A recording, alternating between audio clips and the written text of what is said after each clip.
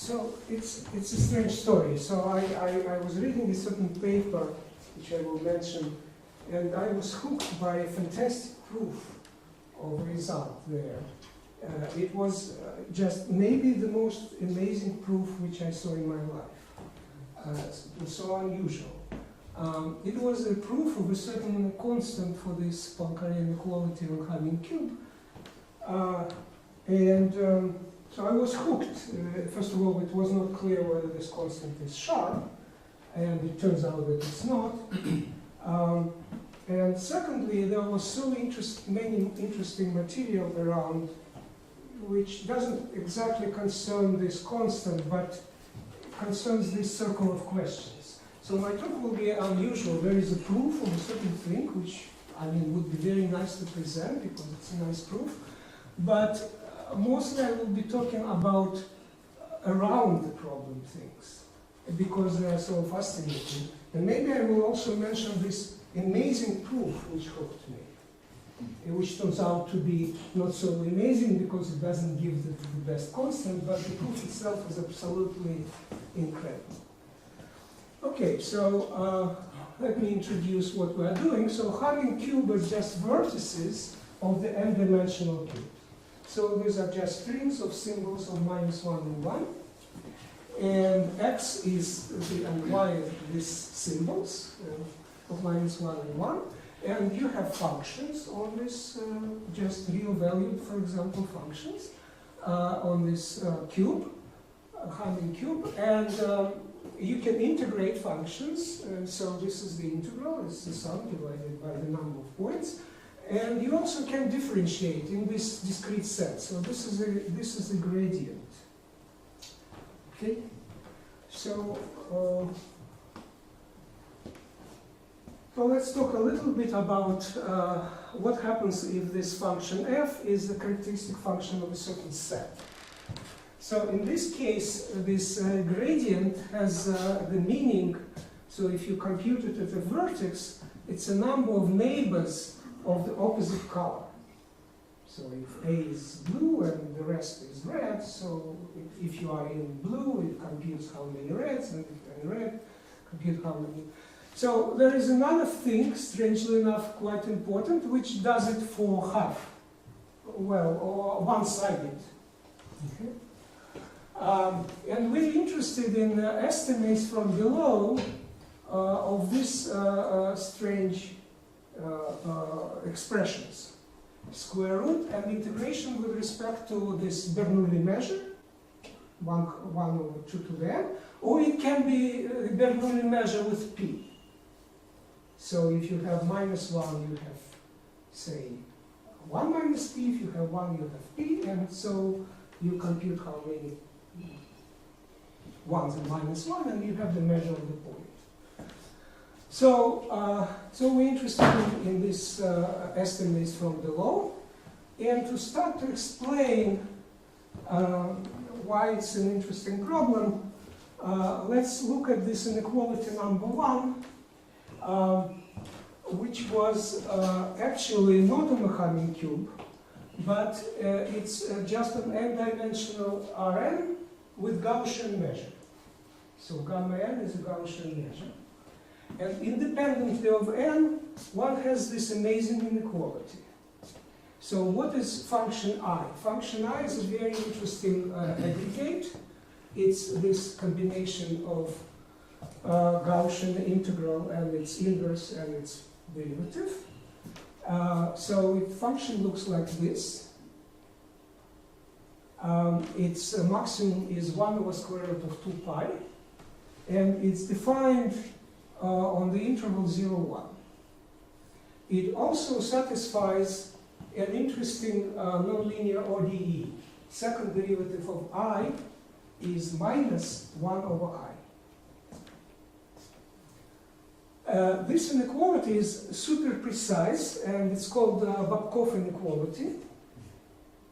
And if you plug there f, which is characteristic function of the set, what will happen? Characteristic function of the set has only values 0 and 1. But I at 0 and 1 is 0. So this piece disappears. And so you just have the integral of the gradient of the square root of gradient square, so you have just gradient f. And gradient f is this thing up there.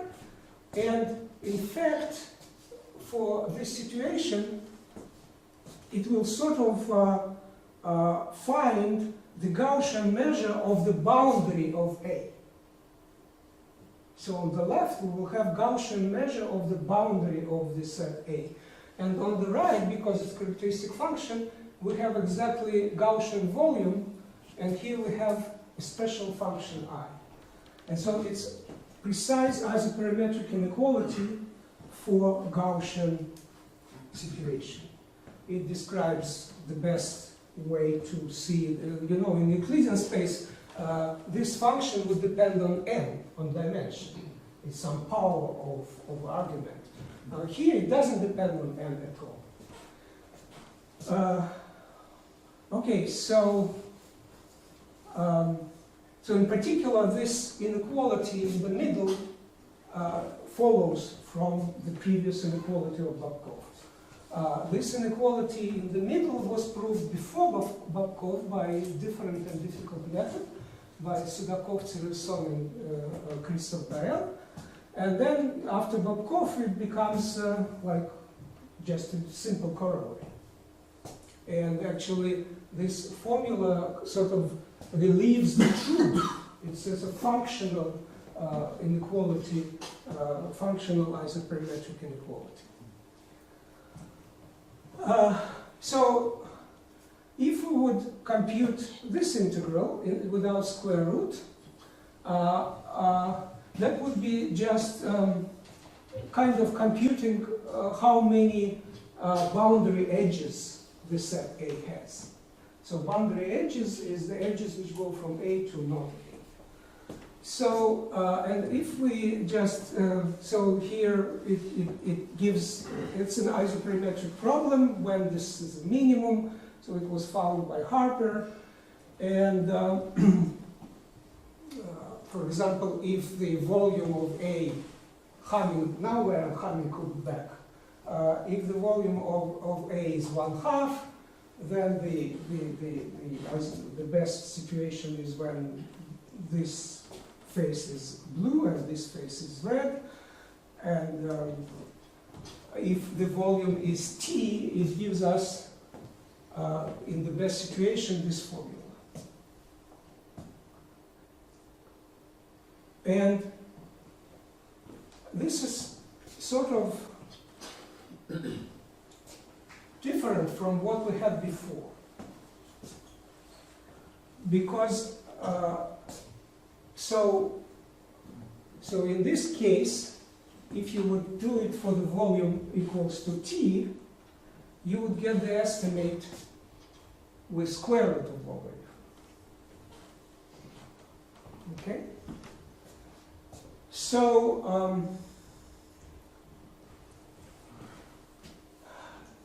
now I will explain what Markoulis did. So, so Markoulis looked at this integral of the previous slide, of this Harper perimetric problem, and instead he considered how to minimize this product. I will explain why. Or how to minimize that product. You know, we changed the measure. We changed measure Bernoulli 1/2 to P Bernoulli, and this is only interior part of the boundary. So when we consider only the boundary inside the set,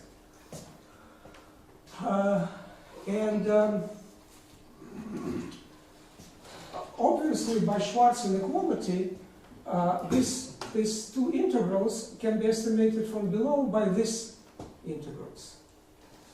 And so Markoulis had some estimates for these things, but then Talagram had better estimates for that things. And this is one of the Talagram's estimates. And here you have this square root, which we wanted, And the surface measure turned out to be of desired sort of formula with t square root of logarithm 1 over t.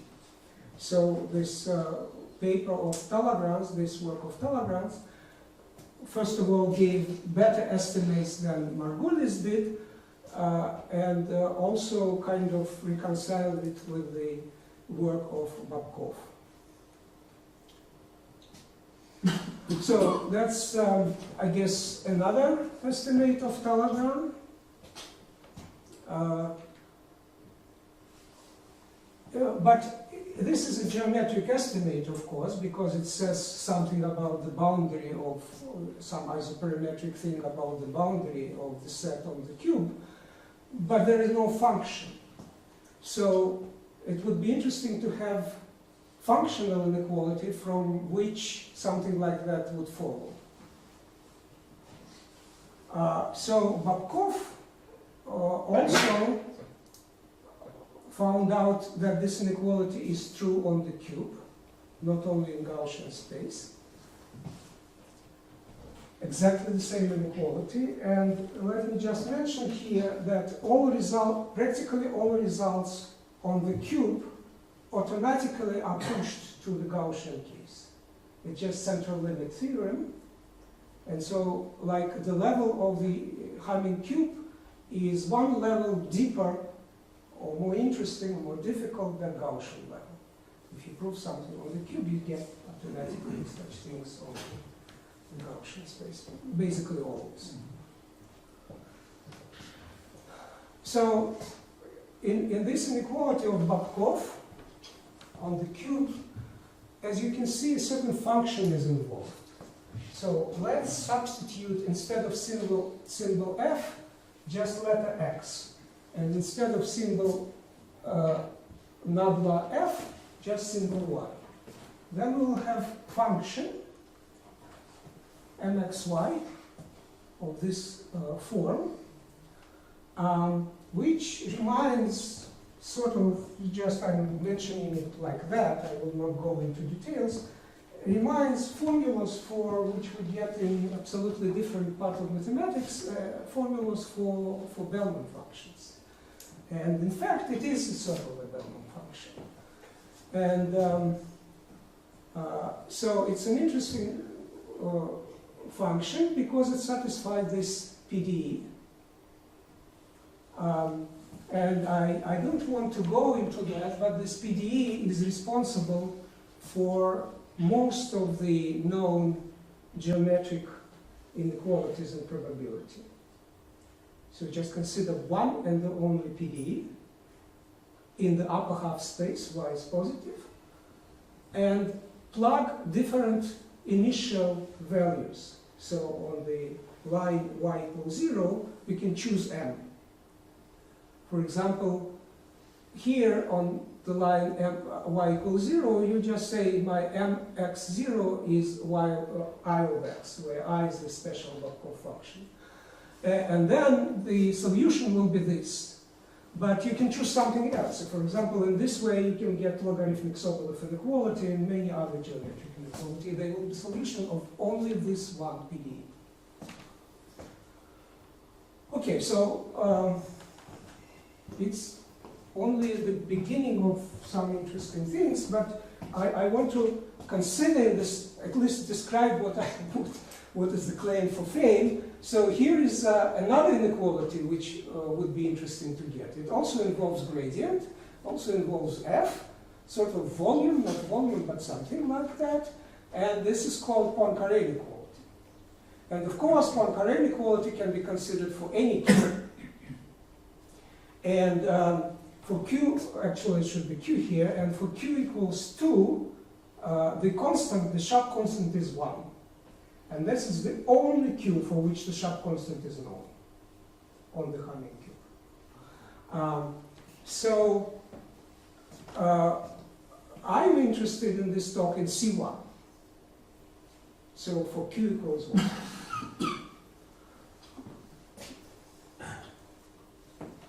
Okay, so let me explain how this estimate of square root of WA or HA played role in combinatorics and probability. So this is the work of Markoulis. So this is a set A on the Hamming cube, and let it be monotone. Monotone means that if you have a point which consists of minus 1 and 1, and it's inside A, if you change 1 minus 1 to 1, it's also inside A. Okay? So for monotone sets, if you change P, it turns out that this formula is correct. If you think like 3 minutes, you will understand why it's correct. And it's called Markoulis-Russo formula. So the augmentation is proportional to this integral of our HA without any square root. However, suppose this HA is given to be more than say 100, more than square root of k. Let's apply Talleyrand estimate. So now I'm trying to do what Markoulis did, but using not Markoulis estimates, but Talleyrand estimates. So we start with this thing. It is this. So we replace square root of HA by square root of k, and the round square root of HA stays here. So we have this formula, and then we have Talleyrand estimate. Then we divide by this thing. It goes here. And it's, of course, becomes the derivative of the logarithm. And it's bigger than this integral which is left, which is, of course, that. Of course, you can say logarithm, but it doesn't matter. It's still correct inequality. So suppose P1 is less than P2, and the probability of being in A for P1 is very small, and probability to being in A for P2 is very large. Then we can see that the jump, we know the probabilities, but we don't know how this P1, P2 are situated. And now we see that P2 minus P1 should be less than, say, 2 logarithm 9 divided by square root of k. If k is large, it's a very small thing. So how to interpret this result? So here is this Markoulis interpretation. So we have a certain very sharp threshold going from one state to another. And so suppose we take any graph G, connected, and moreover of connectivity K. Connectivity K means that it's still connected if you delete less than K edges. Now, compute how many edges you have. Suppose you have n edges. And then delete every edge with probability P and leave it untouched with probability 1 minus P. Then you have collection of random graphs. And each random graph now can be encoded by -1 and 1s. Because if you delete it's -1, or maybe the other way, if you delete it's +1, if you leave it's -1. So every graph when you get is the vertex of the Hamming cube. And the probability on this collection of graphs is exactly mu p on Hamming cube. And let us say that A correspond to the vertices which correspond to disconnected graphs. And then mu p of A is the probability of graph to be disconnected. And the result of Markoulis, which I just cited, says that if you change p slightly, but k is large, you very sharply go from probability to be disconnected 0.1 to probability to be disconnected 0.9. So this is called Markoulis network connectivity theorem. And as I said, all this was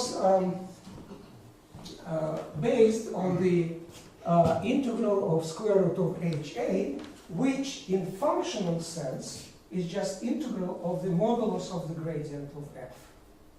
So we are estimating from below in this special situation when function f is a characteristic function, we estimating from below the integral of the gradient of this function.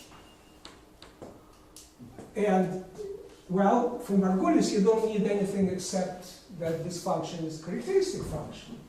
But it's still interesting to understand how integral of the gradient can be estimated from below. And one possibility is Poincaré inequality.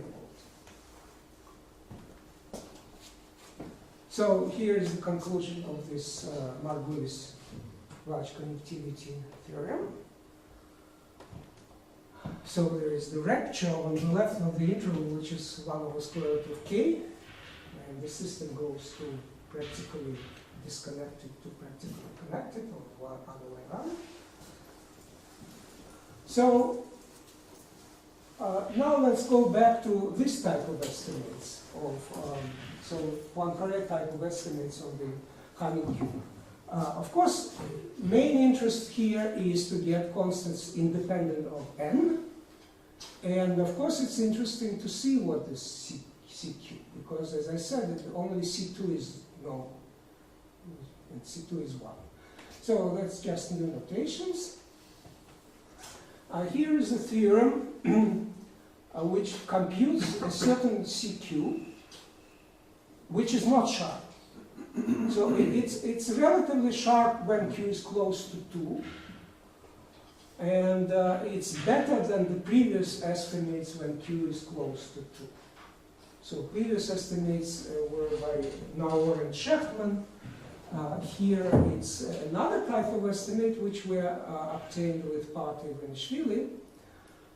And this CQ is computed as the smallest positive zero of a certain confluent hypergeometric function.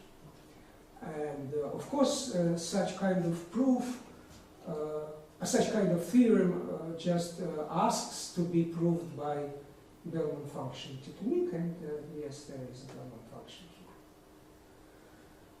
here. But it's a funny Bellman function because it's not like the usual one. We use a certain duality between harmonic analysis, which is interested in some square function estimates in Euclidean space. And here we don't have any Euclidean space or any square function. Instead, we have gradient estimate on the Hamming cube. And Poate and I, we found that there is duality between two results. There is Legendre transform, which is very unusual Legendre transform. It's infimum of supremums of something, so it's complicated Legendre transform, which takes, they say, some special functions in this world, and after Legendre transform, they become suitable to prove such estimates. For example, I mentioned Bobkov inequality. Bobkov inequality is one of the inequalities of sort of this type. It's a gradient estimate of Hamming cube. And there was this function square root of y squared plus I squared x. So that would be this function here. So whose double Legendre transform is this function? That should be a function which serves to prove a certain estimate for square functions in Euclidean space. And there is such an estimate. It's called Balabash estimate. If you want to find the constant, sharp constant, for the square function action from L1 to L1 weak, so this was done sort of by Balabash. He sort of almost did it. And so he found the constant, but he didn't prove that it's exactly the sharp constant. And then it was done only like 20 years later by Adam Asikovsky and also by us in different methods. And so you take this function, very special Bellman function, which proves this Balabash-Asakovsky thing. Actually, Balabash actually wrote it. And take double Legendre transform, and you get this Lobkov function. Anyway, let's go back again to the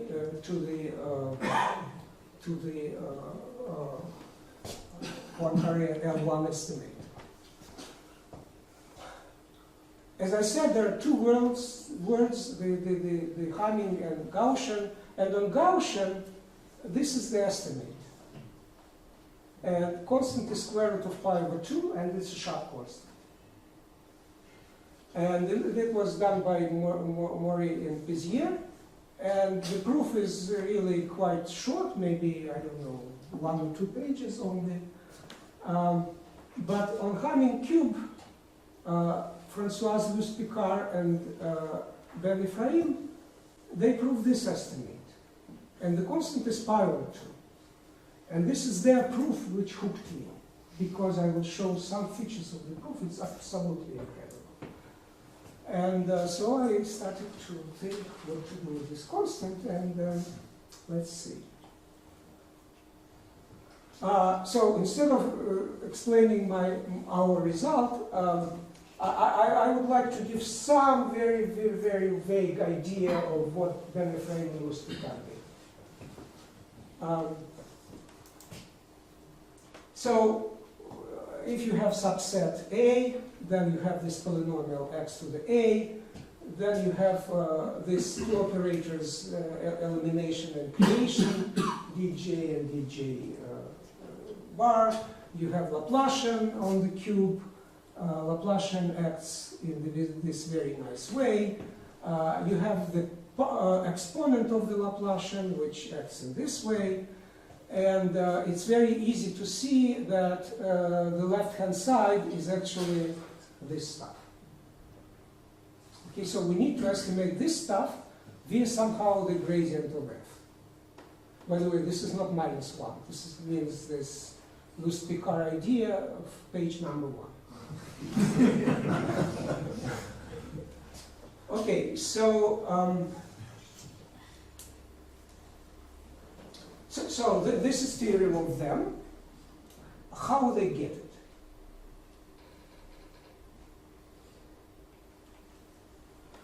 So they embed their problem about functions to a non-commutative problem about matrices. So they consider this Pauli matrices. They generated certain algebras with these matrices. One algebra is commutative, another algebra is non-commutative. And then they represent this operator, which is exponent of the Laplacian on the Hamming cube. So very nice operator on functions. They represent it in a very non-commutative way.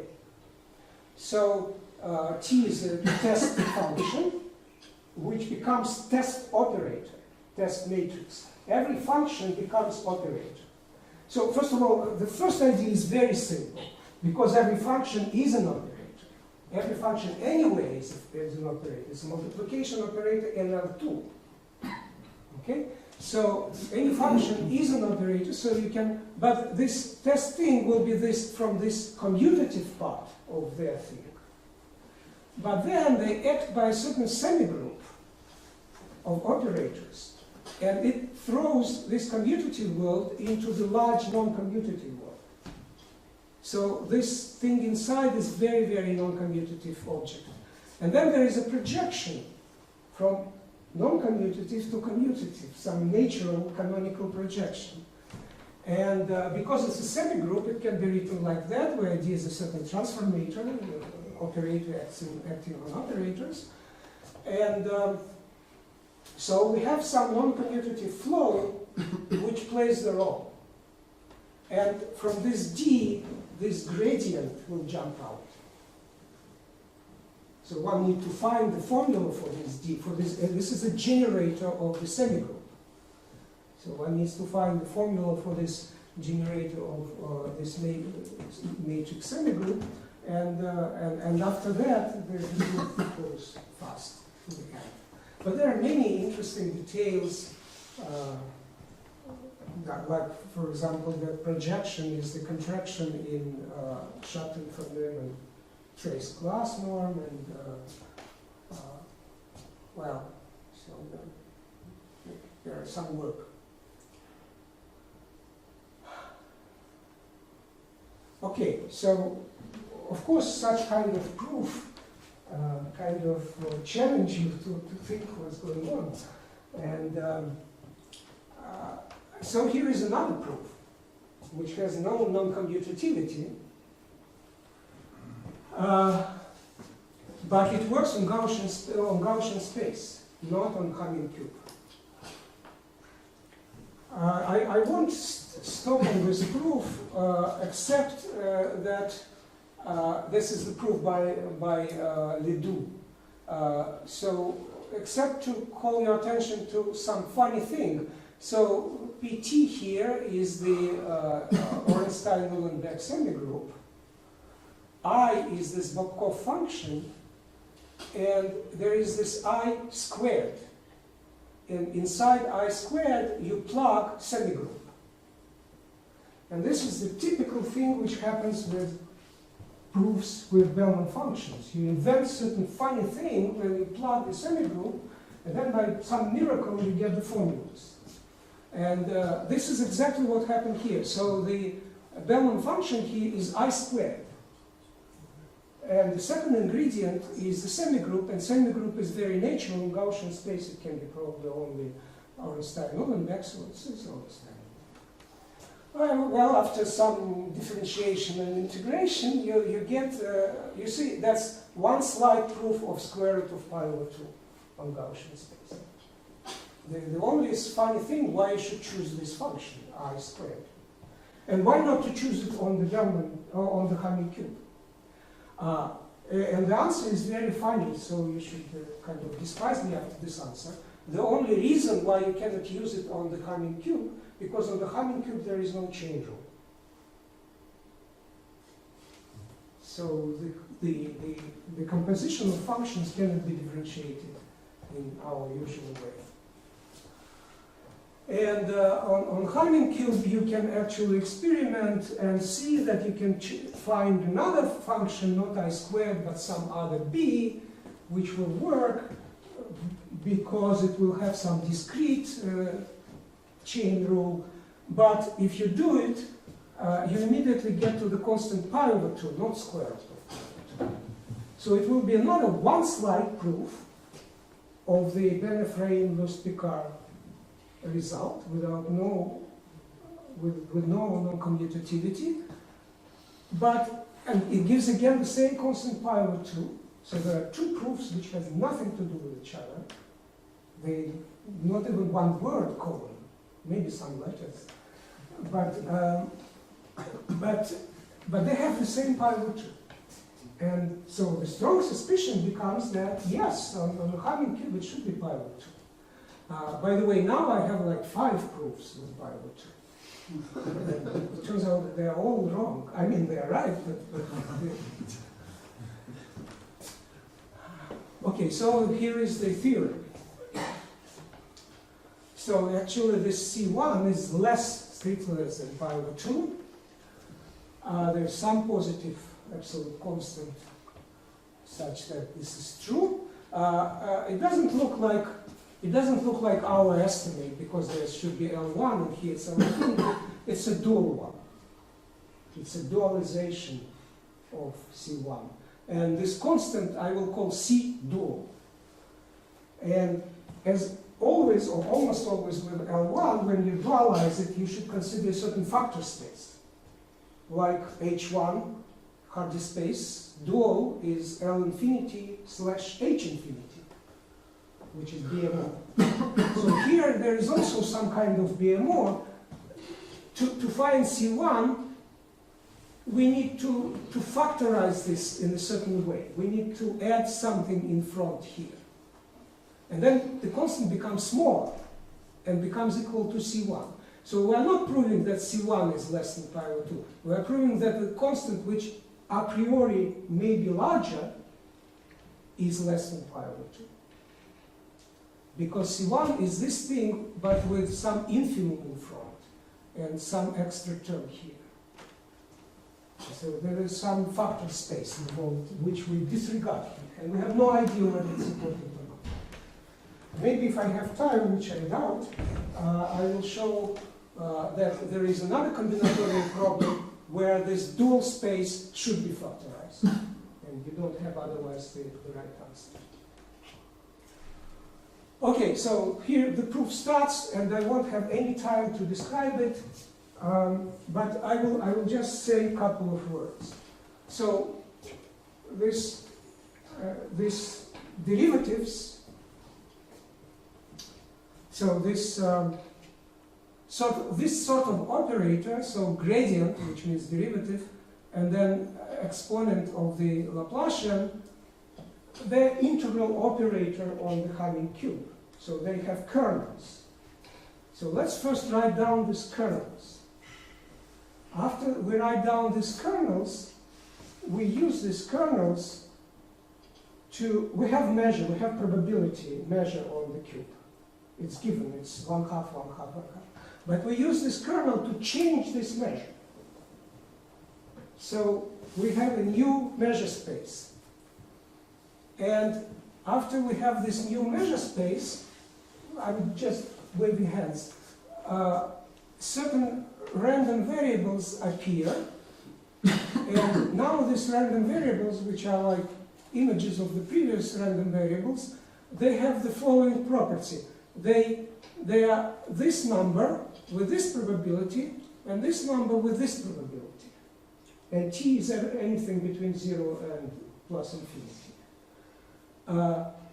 And there are n of them, and they're all independent. Okay?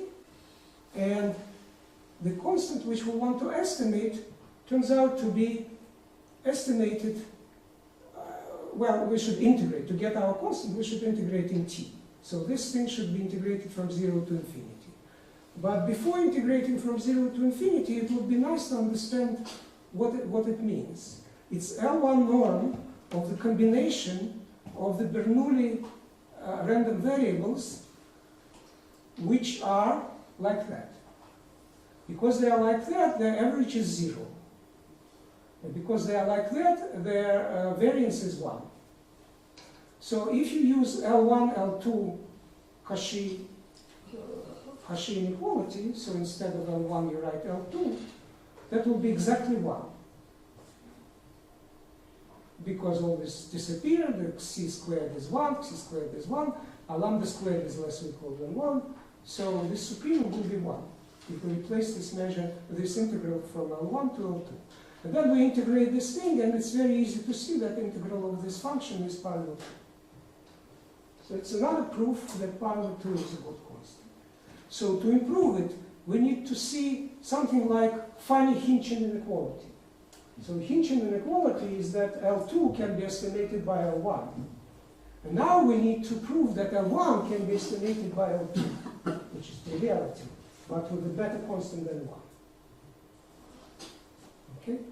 So, so that's the main theorem. We consider these random variables, and they have this value with this probability, this value with this probability. And if p is not 1/2, then L1 norm is better than L2 norm. And it's independent. I never saw this theorem in the literature, even though probably it should be there. But so myself and on the road, you need like 8th moment of this function. So I will not give this proof in this 8th moment.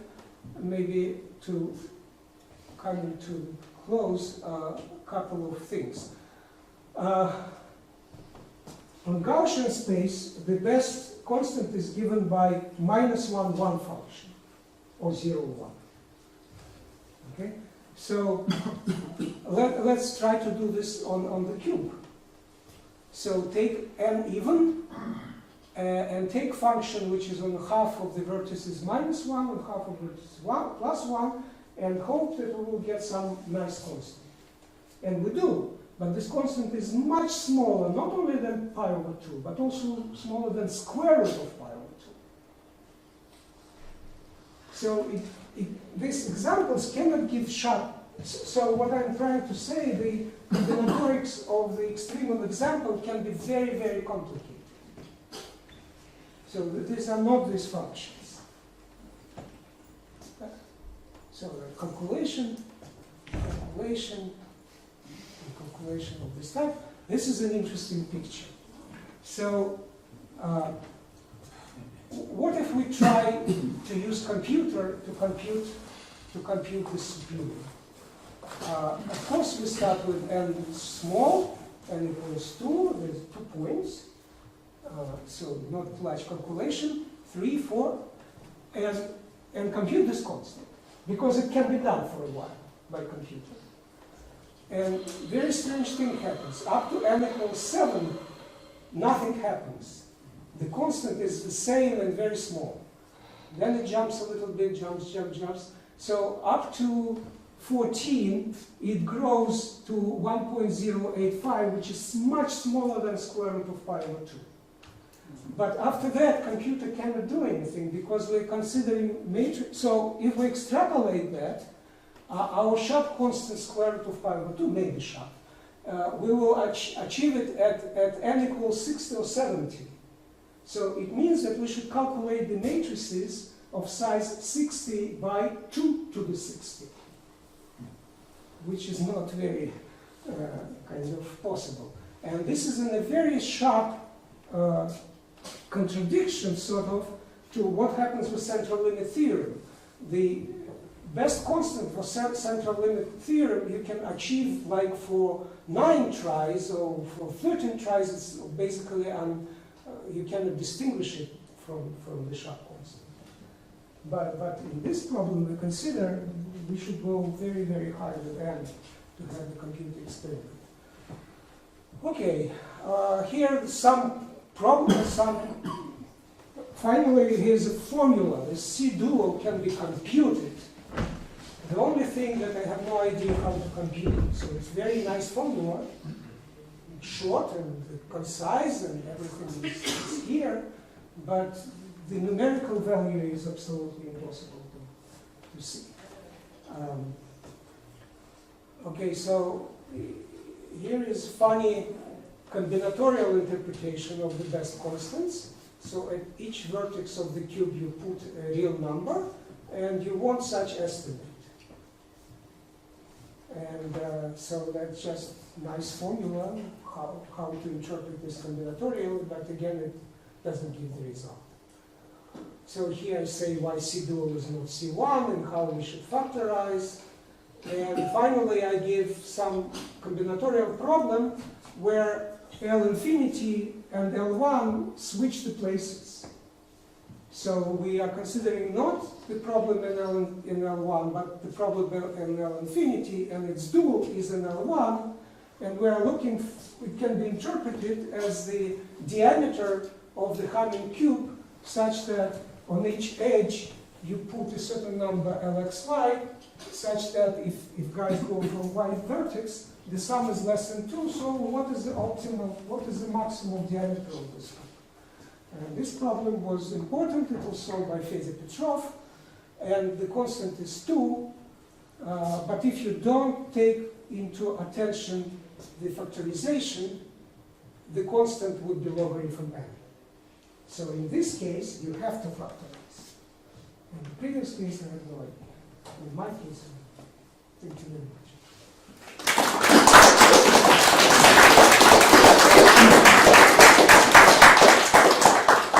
Thank you for the nice talk.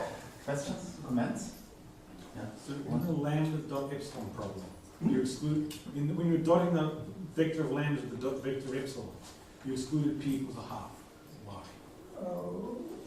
P equals half. Because for p equals half it will not work. That means the constant is 1. What does not work? The proof doesn't work, or the problem is done? No. just not true. This estimate which I'm saying, it has this constant C of Q, which is less than 1, and C of 1/2 is 1. Ah. So it's boring. Yeah, so it breaks. Yeah. So it's like that. Yeah, thank you.